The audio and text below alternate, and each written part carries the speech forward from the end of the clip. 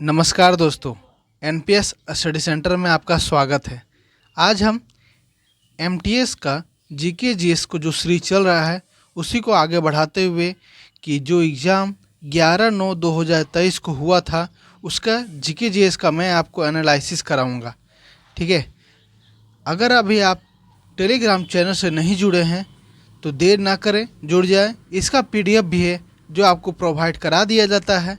साथ ही साथ अगर आप अभी तक एनटीपीसी का फॉर्म नहीं भरे हैं तो जल्दी भर दीजिए, ताकि इसका डेट जो है बढ़ा भी दिया गया है। इसका डेट अब 20 तारीख तक कर दिया गया है ग्रेजुएशन लेवल का, और इंटर लेवल का जो है 30 तारीख तक कर दिया गया है। ठीक है, क्योंकि एनटीपीसी का जो हम लोग है जीके जीएस का सीरीज चल रहा है। ठीक है, चला रहे हैं। और साथ ही साथ एलपी टेक्नीशियन का साइंस का भी सीरीज जो है अब लगातार चल रहा है, आप उसे भी ज़रूर देखें। ठीक है, तो शुरू करते हैं अपने प्रश्न की ओर। तो हमारा पहला प्रश्न क्या कहता है कि निम्नलिखित में से किस महिला गायक को भारत रत्न से सम्मानित किया गया? तो वे कौन हैं? तो वे हैं हमारे लता मंगेशकर जी। लता मंगेशकर जी एक प्रसिद्ध गायक थी जिन्हें 2001 में भारत रत्न दिया गया था। ठीक है, अगर हम लता मंगेशकर जी की बात करें तो इन्हें दादा साहेब फाल्के अवार्ड से सम्मानित भी किया गया है। तो वो है आपको 1989 में। कब किया गया था? तो 1989 में। 2001 से पहले इन्हें जो है 1999 जो है इन्हें पद्म विभूषण से भी सम्मानित किया गया है। ठीक है, और इनसे पहले इन्हें 1969 में पद्म भूषण से भी सम्मानित किया जा चुका है। ठीक है, भारत रत्न की बात करें तो भारत रत्न की शुरुआत कब हुई थी? तो भारत रत्न की शुरुआत हुई थी 1954 में। कब हुआ था? तो 1954 में जो है भारत रत्न की शुरुआत हुई थी। ठीक है, अब सबसे पहले जो भारत रत्न दिया गया था वे 3 लोगों को दिया गया था। और 3 लोगों में भी सबसे पहले किनका नाम आता है, सेकंड में किनका नाम आता है, थर्ड में किनका नाम आता है, ये अच्छे से याद रखिएगा। फर्स्ट में दिया गया था डॉक्टर चंद्रशेखर वेंकट रमन को। किसे? डॉक्टर चंद्रशेखर वेंकट रमन को। सेकंड में है वे थे सी राजगोपालाचार्य। कौन थे? सी राजगोपालाचार्य। थर्ड में थे सर्वपल्ली राधाकृष्णन जी। कौन? तो सर्वपल्ली राधाकृष्णन जी। ठीक है, इतना आपको जरूर याद रखना है। वहीं अगर हम 2024 की बात करें तो 2024 में किसे दिया गया है? तो 5 लोगों को दिया गया है। कितने लोगों के? तो 5 लोगों को दिया गया है। सबसे पहले दिया गया था इनमें से कर्पूरी ठाकुर को। किनको? कर्पूरी ठाकुर को मरणोपरांत जो है ये दिया गया है भारत रत्न। वहीं अगर लाल कृष्ण आडवाणी दूसरे नंबर पे आते हैं। कौन? तो लाल कृष्ण आडवाणी जी। तीसरे पे आते हैं आपके चौधरी चरण सिंह। कौन? तो चौधरी चरण सिंह। चौथे पे हैं आपके पीवी नरसिम्हा राव जी। कौन? पीवी नरसिम्हा राव जी। और 5वें और आखिरी पे आते हैं वह है आपके डॉक्टर एम एस स्वामीनाथन जी। कौन? डॉक्टर एम एस स्वामीनाथन जी को दिया गया है मरणोपरांत भारत रत्न। ठीक है, इतना आपको भारत रत्न से जरूर याद रहना चाहिए। चलिए आगे प्रश्न बढ़ते हैं। हमारा दूसरा प्रश्न है, कौन सी प्रसिद्ध भारतीय नृत्यज्ञा राज्यसभा सदस्य के रूप में नामांकित होने वाली पहली महिला बनी है? क्या पूछा है?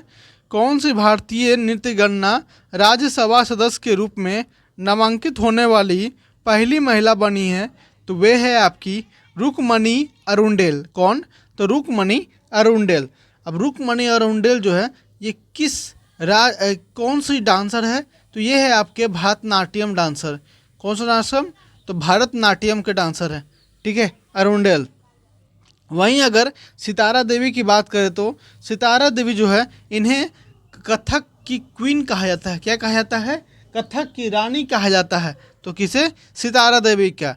मृणालिनी साराभाई को भी भरतनाट्यम के से जुड़ी हुई हैं। भरतनाट्यम से जो है जुड़ी हुई है। कौन? तो मृणालिनी साराभाई। वहीं अगला नेक्स्ट बात करें कमला कुमारी जी के बारे में, तो कमला कुमारी जी भी हैं आपके भरतनाट्यम से भी जुड़ी हुई हैं। ठीक है, अब भरतनाट्यम के बारे में इतना मेरे बोला, तो भरतनाट्यम कहाँ का है? ये आपका जो है तमिलनाडु का है। कहाँ का है? तो तमिलनाडु का ये डांस है, ठीक है, भरतनाट्यम।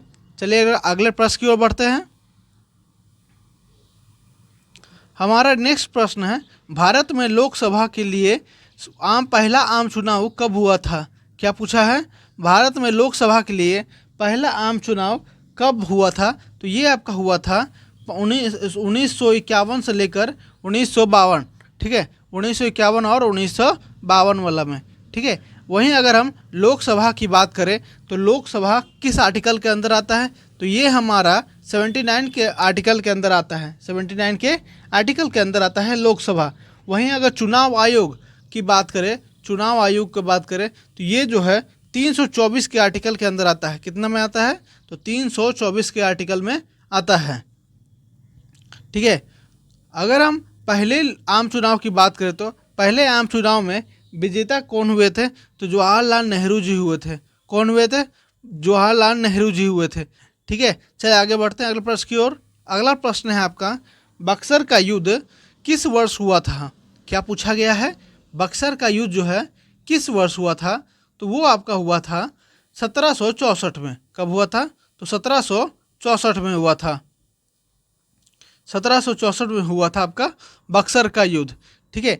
अब किसके बीच में हुआ था, क्यों हुआ था, ये समझिए। अंग्रेजों को, अब जानते हैं अंग्रेज इस समय जो है अपने चरम सीमा पर थे। क्यों?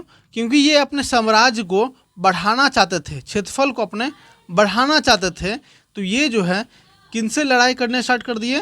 तो यहाँ के भारतीय के जो राजा होते थे, प्रांत के, एक एक प्रांत के होते थे, एक एक गांव के होते थे, हर प्रांत के अलग अलग राजा होते थे, ठीक है। तो उनसे जीत जीत कर वे जो है अपने साम्राज्य के अंदर में बना लेते थे, ठीक है। इस तरह भारत कभी से जीत गए, कभी इधर जीत गए, कभी इधर जीत गए, इसी तरह वो अपने जो है प्रांत को जीतते गए। वहीं बक्सर का लड़ाई हुआ था। तो बक्सर की लड़ाई हुआ था किनके बीच? तो अंग्रेज और शाह आलम द्वितीय के बीच। किसके बीच? तो शाह आलम द्वितीय के बीच। जब शाह आलम और अंग्रेज के बीच ये हो रहा था युद्ध, तो नवाब शुजाउद्दौला जो है वो शाह आलम द्वितीय के सपोर्ट में थे।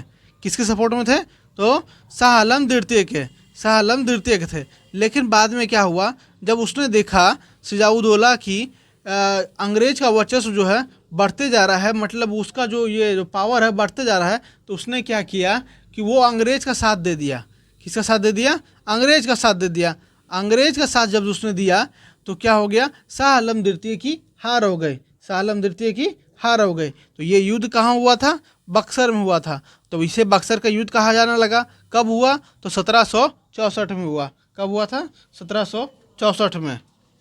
चलिए अगर प्रश्न की ओर बढ़ते हैं।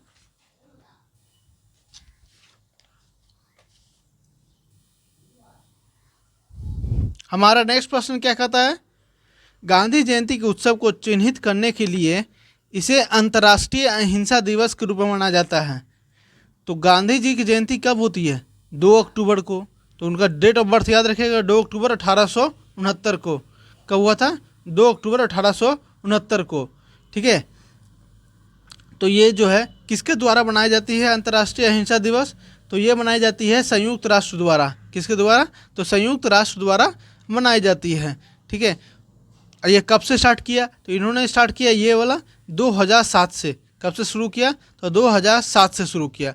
वहीं अगर हम इसकी संयुक्त राष्ट्र की बात करें तो संयुक्त राष्ट्र का गठन कब हुआ था? तो 24 अक्टूबर 1945 को, द्वितीय विश्व युद्ध के समय। कब हुआ था? 24 अक्टूबर 1945 को द्वितीय विश्व युद्ध खत्म करने के बाद इसकी जो है स्थापना हुई थी। और हर 24 तारीख को ये अपने स्थापना दिवस मनाया जाता है, ठीक है। और इसकी जो हेड क्वार्टर है ये कहाँ है? तो ये हेड क्वार्टर है इसके न्यूयॉर्क में। कहाँ पर है? न्यूयॉर्क में है। और टोटल कितने देश जुड़े हुए हैं संयुक्त राष्ट्र से? तो 193। कितने? तो 193 देश जुड़े हुए हैं। चलिए आगे देखते हैं, एक एक चीज़ का बात करते हैं। देखिए, दक्षिण एशियाई क्षेत्रीय सहयोग संगठन, मतलब आसियान की बात कर रहा है, आसियान की बात कर रहा है। तो आसियान में टोटल कितने कंट्री आते हैं? तो टोटल 10 कंट्री आते हैं। कितने कंट्री? तो 10 कंट्री आते हैं। इसकी स्थापना कब हुई? तो इसकी स्थापना हुई थी 8 अगस्त 1966 को। कब? 8 अगस्त 1966 को थाईलैंड में किया गया था। कहाँ किया गया था? थाईलैंड में किया गया था। और इसकी जो हेड क्वार्टर है ये कहाँ है, जकार्ता में है। कहाँ पे है, जकार्ता में है जो है इसका हेड क्वार्टर है। ठीक है, अब बात करते हैं कि इसकी कंट्री कितनी है, ठीक है, और कहाँ कहाँ है, कौन कौन से देश है इसमें जुड़े हुए हैं। ठीक है, तो देखिएगा, अगर आपको मैप याद होगा तो भी अच्छे से और याद हो जाएगा। इसे मैं बताता हूँ। आप देखिएगा कि भारत के बगल में म्यांमार है, यहाँ साइड में म्यांमार है। ठीक है, तो मैं म्यांमार से शुरू करता हूँ। यहाँ पे आपके म्यांमार है, म्यांमार के ही बगल में लाओस है। कौन है, लाओस है। उसी के नीचे देखिएगा तो थाईलैंड है। कौन सा है, थाईलैंड है। थाईलैंड के दाएं नीचे जाइएगा तो यहाँ पे आएगा आपका कंबोडिया। कौन सा, कंबोडिया। इसी के सटे हुए आपका वियतनाम भी मिल जाएगा, वियतनाम भी मिल जाएगा। ठीक है, और इसी के बगल में और आगे जाइएगा तो आपको फिलीपींस मिल जाएगा। क्या मिल जाएगा, फिलीपींस मिल जाएगा।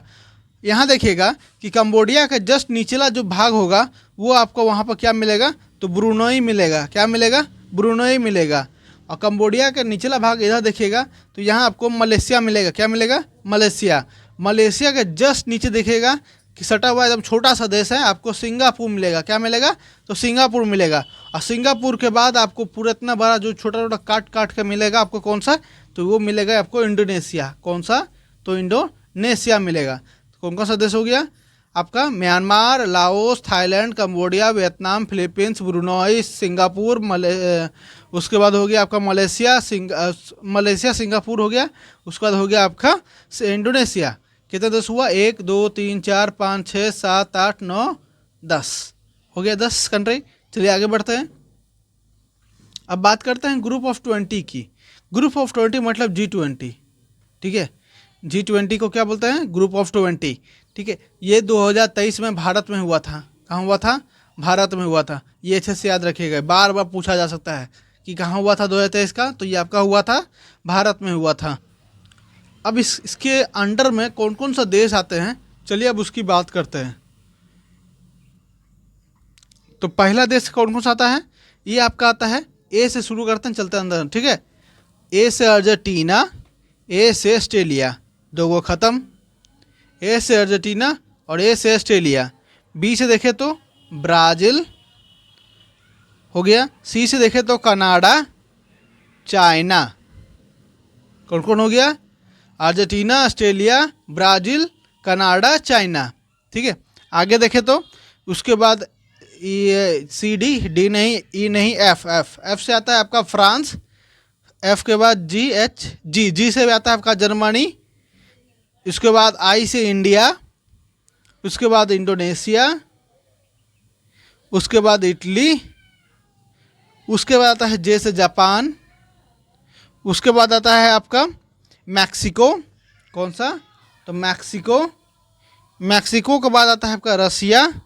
रसिया के बाद आता है आपका सऊदी अरबिया। उसके बाद आता है साउथ अफ्रीका। उसके बाद आता है साउथ कोरिया। उसके बाद आता है आपका टर्की। उसके बाद आता है यूनाइटेड किंगडम, यूके। उसके बाद आता है United states of America, USA. और लास्ट आता है आपका यूरोपियन यूनियन। यूरोपीय यूनियन में जितने भी कंट्री आते हैं वे सारे लास्ट में आते हैं। ठीक है, तो टोटल 20 है। कितने हैं, टोटल 20 है, मिला के जो है आपके ग्रुप ऑफ 20 बनते हैं। कितने, तो ग्रुप ऑफ 20। ठीक है, इसका गठन कब हुआ था, तो 1999 में हुआ था। कब हुआ था, तो 1999 में हुआ था। और इसका हेड क्वार्टर जो है कहीं नहीं होता है। चलिए आगे बढ़ते हैं। ब्रिक्स राष्ट्र, ब्रिक्स की बात करें तो BRICS। पहले ये 4 देश थे, बाद में मिलकर साउथ अफ्रीका जो है लास्ट में जुड़ने के बाद इसे ब्रिक्स कर दिया गया। बी से ब्राज़ील, आर से रसिया, आई से इंडिया, सी से चाइना, एस से साउथ अफ्रीका। ठीक है, इसकी गठन कब हुआ था, तो इसका गठन हुआ था 2009 में। कब हुआ था, तो 2009 में। इसका हेड क्वार्टर कहीं नहीं है भाई, कहीं हेड क्वार्टर इसका नहीं है। वहीं अगर बात करें तो 4 देश और जुटे थे। कौन, तो 4 देश और इसमें और जुटे थे। कौन कौन, तो इजिप्ट, इथोपिया, ईरान और यूएई। ये 4 देश और जुटे हैं किसमें, तो ब्रिक्स राष्ट्र में। ठीक है, चलिए आगे बढ़ते हैं नेक्स्ट प्रश्न की ओर। हमारा नेक्स्ट प्रश्न क्या कहता है, अस्थि मज्जा में पाई जाने वाली कौन सी कोशिका शरीर के लिए मरम्मत प्रणाली के रूप में कार्य करती है, तो क्या है, तो वह है आपकी मूल कोशिकाएं, मतलब स्टर्न सेल्स। ठीक है, मूल कोशिकाएं हैं, ऐसा है कि अस्थि मज्जा में पाई जाती है और कोशिका जो शरीर होती है उसे जो है मरम्मत करती है। ठीक है, वो एक तरह से डॉक्टर का काम करती है। तो कौन? मृत कोशिकाएं को। ठीक है, मूल कोशिकाएं स्टेम सेल। ठीक है, चलिए आगे बढ़ते हैं। नेक्स्ट प्रश्न है आपका, सिरपुर तीर्थ निम्नलिखित में से किस राज्य में स्थित है? सिरपुर तीर्थ ये आपके कहाँ पे पड़ते हैं? ये आपके जो है छत्तीसगढ़ में पड़ते हैं। कहाँ पड़ते हैं? छत्तीसगढ़ में पड़ते हैं। छत्तीसगढ़ में पड़ते हैं आपके कौन से? तो सिरपुर तीर्थ। चलिए आगे बढ़ते हैं अगले प्रश्न की ओर। नेक्स्ट प्रश्न है आपका, कारक लागत। कारक लागत मतलब फैक्टर कॉस्ट को किस नाम से जाना जाता है? किस नाम से जाना जाता है कारक लागत को? तो वह है आपका निवेश लागत। जब आप किसी चीज़ में निवेश करते हैं तो है ना, निवेश करते हैं तो आप जो है वहाँ आप ये देखते हैं कि आप तो ये प्रॉफिट में जाना चाहते हैं, लेकिन ज़रूरी नहीं है कि आप प्रॉफिट में जाए या नुकसान में जाए। ठीक ना, तो इसी को क्या कहते हैं? फैक्टर कॉस्ट को ही आप निवेश लागत भी कह सकते हैं। क्या कहते हैं? निवेश लागत। चलिए आगे बढ़ते हैं अगले प्रश्न की ओर। नेक्स्ट प्रश्न है हमारा, निम्नलिखित में से कौन सा राज्य जो है केंद्र शासित प्रदेश ने आत्म सुरक्षा की भावना पैदा करने और गाँवों को आसपास के बुनियादी ढांचे को सुरक्षा सुनिश्चित करने के लिए ग्राम रक्षा गार्ड योजना, विलेज डिफेंस गार्ड्स स्कीम की योजना शुरू की है? तो किसके द्वारा शुरू की गई है? तो ये शुरू की गई है आपके जम्मू कश्मीर द्वारा। किसके द्वारा? तो जम्मू कश्मीर के द्वारा शुरू की गई है। ठीक है, ऑप्शन थर्ड जो है ये सही है। चलिए अगले प्रश्न को बढ़ते हैं। नेक्स्ट प्रश्न है हमारा, भारत ने 2023 में वर्ल्ड टेस्ट चैंपियनशिप का फाइनल ऑस्ट्रेलिया के खिलाफ खेला। यह मैच कहाँ आयोजित किया गया था? तो ये आपका आयोजित किया गया था लंदन में। कहाँ पे? तो लंदन में किया गया था। ठीक है, इसमें जो है ऑस्ट्रेलिया ने भारत को हराकर पहली बार ऑस्ट्रेलिया जो है वर्ल्ड टेस्ट चैंपियनशिप का फाइनल को अपने खिताब अपना नाम लिया था। वहीं भारत जो है लगातार दूसरी बार फाइनल में हार मिली है। इससे पहले सबसे पहले जो हुआ था, ये सेकंड बार हुआ था। फर्स्ट बार जब हुआ था तो वो आपका 2000 कब हुआ था? 21 में हुआ था। कब हुआ था? तो 2021 में हुआ था, जब वे भारत और न्यूजीलैंड के साथ मैच हुआ था। न्यूजीलैंड के साथ मैच हुआ था फाइनल का। वर्ल्ड टेस्ट चैंपियनशिप कहाँ हुआ था? तो ये भी आपका इंग्लैंड में हुआ था। कहाँ हुआ था? इंग्लैंड में हुआ था। इसमें भी न्यूजीलैंड ने भारत को हराकर पहली बार जो है न्यूजीलैंड जो है वर्ल्ड टेस्ट चैंपियनशिप का फाइनल जीता था। मैंने यहाँ पहली बार ऑस्ट्रेलिया के बारे में बोला है। ठीक है, वहीं अगर वर्ल्ड टेस्ट चैंपियनशिप पहली बार है तो वो आपका न्यूजीलैंड होगा। कौन होगा? तो न्यूजीलैंड होगा। ठीक है, इस बार भी भारत जो है देखिएगा कि वो फाइनल में जाएगा, क्योंकि अभी वो टॉप पर चल रहा है। तो फाइनल अभी फिर जाएगा कौन? जरूर जाएगा आपका कौन? तो वो चल जाएगा आपका भारत। ठीक है, चलिए आगे देखते हैं अगले प्रश्न की ओर। नेक्स्ट प्रश्न है हमारा, भारत मार्च 2023 में डी गुकेश को प्लेयर ऑफ द ईयर पुरस्कार से सम्मानित किया गया। वह कौन सा खेल से खेलते हैं? देखिए, डी गुकेश के बारे में बात करें तो वे बहुत ही अच्छे खिलाड़ी हैं। किस चीज़ के? तो वे हैं शतरंज से खिलाड़ी हैं। डी गुकेश को प्लेयर ऑफ द पुरस्कार से सम्मानित किया, तो वे हैं किस खेल से? शतरंज से। किससे? शतरंज से। ठीक है ना, चलिए अगले प्रश्न की ओर बढ़ते हैं। नेक्स्ट प्रश्न है हमारा, 2023 में inter continental cup football championship, ठीक है, का फाइनल निम्नलिखित में से किस राज्य में आयोजित किया गया था? तो वो आपका आयोजित किया गया था उड़ीसा में। कहाँ? उड़ीसा में आयोजित किया गया था। ठीक है, कहाँ किया गया था? तो उड़ीसा में आयोजित कराया गया था। अब इसका विजेता की बात करें तो इसका विजेता कौन था? तो भारत था। कौन था? भारत था। भारत ने लेबनान को हराकर इस inter continental cup football championship को अपने नाम किया था। किसने जीता था? तो भारत ने जीता था। चलिए आगे बढ़ते हैं। नेक्स्ट प्रश्न है हमारा, भारतीय संविधान का कौन सा अनुच्छेद जो है यह आदेश देता है कि राज्य को कलात्मक या ऐतिहासिक रुचि के प्रत्येक स्मारक या स्थान की रक्षा करनी चाहिए? तो वह है आपका आर्टिकल 49 कहता है कि आपको जो है ऐतिहासिक रुचि या के प्रतीक जो है स्मारक और स्थान की रक्षा करनी चाहिए। किसकी रक्षा करना चाहिए? तो स्मारक का। ठीक है, वहीं अगर हम 48A की बात करें तो 48A किसका कहता है? 48A कहता है कि आपको पर्यावरण, किसका? पर्यावरण वातावरण को सुरक्षित रखना है। किसे? पर्यावरण और वातावरण को सुरक्षित रखना है, ठीक ना। वहीं अगर हम 39A की बात करें तो 39A में कहा गया है अगर आपके पास वकील खरीदने के लिए पैसा नहीं है तो वहाँ आपके लिए जो है निःशुल्क विधि सहायता कराया जाएगा। मतलब क्या बोलते हैं, निःशुल्क जो है आपको वकील जो है दिलाया जाएगा। क्या दिलाया जाएगा? वकील आपको बिना पैसा को दिलाया जाएगा, ठीक है। 50 क्या कहता है? 50 कहता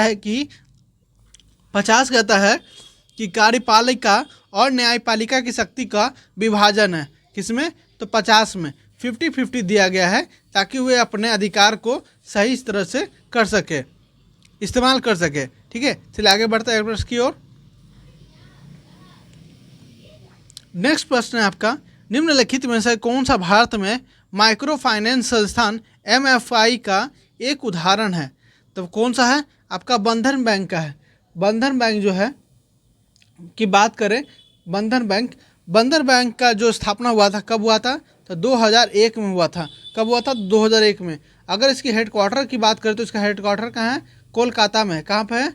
तो कोलकाता में है, ठीक है। वहीं अगर हम ICICI बैंक की बात करें तो ICICI बैंक की स्थापना कब हुई थी? 1994 में, ठीक है। और इसकी जो ये जो है क्या बोलते हैं, हेडक्वार्टर कहाँ है? तो ये आपका मुंबई में है। कहाँ है? मुंबई में। भारतीय स्टेट बैंक की बात करें तो भारतीय स्टेट बैंक की स्थापना 1955 में। कब? 1955 में। और इसका मुख्यालय मुंबई में। कहाँ? मुंबई में। HDFC का बैंक का कब हुआ है? 1994 में। कब? 1994 में। और कहाँ है ये भी आपका जो है मुंबई में है। कहाँ पे है? तो मुंबई में है, ठीक है। चलिए आगे बढ़ते हैं अगले प्रश्न की ओर।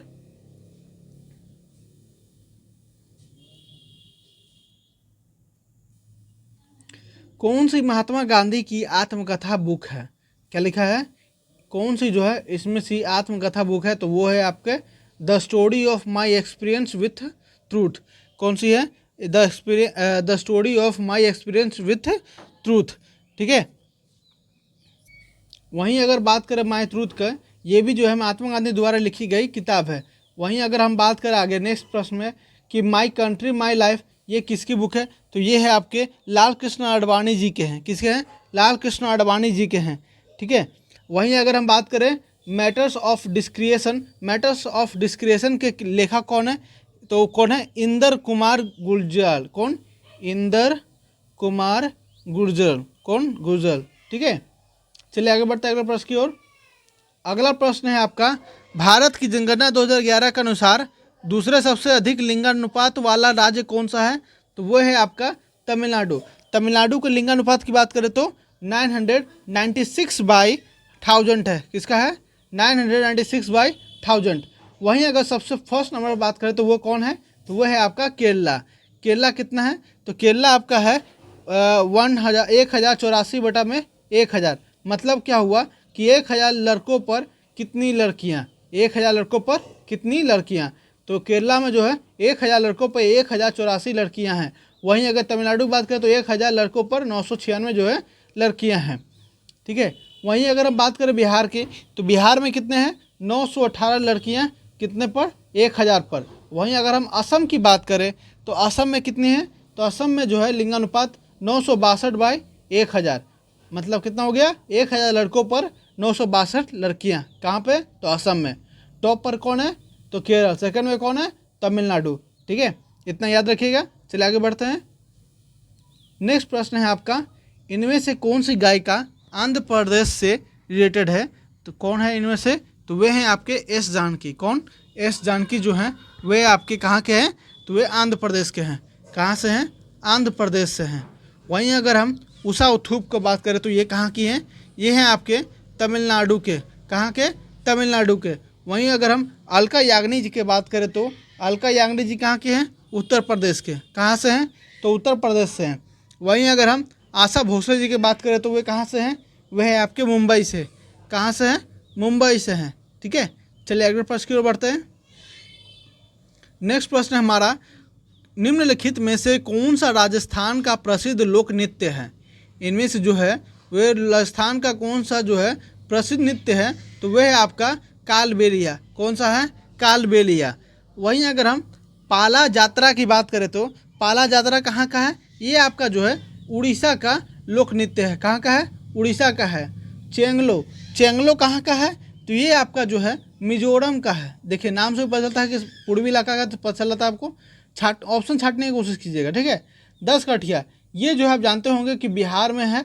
10 कठिया कहाँ के हैं? बिहार के, ठीक है। चलिए आगे बढ़ते हैं अगले नेक्स्ट प्रश्न की ओर। नेक्स्ट प्रश्न क्या कहता है? निम्नलिखित में से प्रेमचंद द्वारा लिखित एक प्रसिद्ध उपन्यास कौन सा है? तो मुंशी प्रेमचंद द्वारा लिखी गई किताब उपन्यास कौन सा है? तो वह है आपके गोदान। गोदान याद रखिएगा, क्योंकि मुंशी प्रेमचंद जी द्वारा फेमस बुक है कौन सा? तो गोदान। वहीं गुनाहों का देवता, ये किनके द्वारा लिखा गया है? तो ये है चंद्रशेखर आज़ाद जी द्वारा लिखा गया बुक है, ठीक है। किनके द्वारा? तो चंद्रशेखर आज़ाद जी, ठीक है। कितने पाकिस्तान? तो ये लिखा गया आपके अमिताभ घोष द्वारा। किनके द्वारा? तो अमिताभ घोष द्वारा लिखा गया किताब है। राग दरबारी, राग दरबारी की बात करो तो किसके द्वारा लिखा गया बुक है? तो ये है आपके शरत चट्टोपाध्याय। किसके द्वारा? शरत चट्टोपाध्याय द्वारा लिखी गई किताब है कौन? राग दरबारी, ठीक है। अगले प्रश्न की ओर देखें तो अगला प्रश्न हमारा भारत का निम्नलिखित में से कौन सा राज्य दक्षिण पश्चिम मानसून से वर्षा प्राप्त करने वाला पहला राज्य है? क्या पूछा है? भारत का प्रतिनिधित्व से कौन सा राज्य दक्षिण पश्चिम मानसून से वर्षा प्राप्त करने वाला पहला राज्य है? तो वह है आपका केरल। कौन है? केरल। ये देखिएगा मैप में कि केरल जो है यहाँ आता है, ठीक है। यहीं से जो है मौसम जो है, मान लीजिए ये रेखा मान लेते हैं उसी को, यहाँ से जब रेखा ऐसे आती है, सीधा आती है, तो यहाँ से जो है ये 2 भागों में बढ़ जाती है, किधर एक इधर, ठीक है। तो ये जो है सबसे पहले यहाँ बारिश होती है, ठीक है। एक इधर चलाती है, एक इधर चलाती है मौसम। ये सबसे पहले जो है केरल से ही बारिश स्टार्ट होती है। वापस जब जाएगी भी तो ये तमिलनाडु होते हुए ये जो है वापस आपको केरल से ही बाहर निकल जाती है। कहाँ से निकल जाती है? तो केरल से ही वापस चली भी जाती है, ठीक है। तो केरल एक ऐसा राज्य है जहाँ सबसे पहली भी बारिश होती है और सबसे लास्ट में भी बारिश केरल में ही होती है, ठीक है। चलिए आगे बढ़ते हैं अगले प्रश्न की ओर। नेक्स्ट प्रश्न है आपका, लंदन में आयोजित दूसरे गोलमेज सम्मेलन में कांग्रेस का नेतृत्व किसने किया था? दूसरे। तो दूसरा कब हुआ था? तो आपका दूसरा हुआ था 1931 में। कब हुआ था?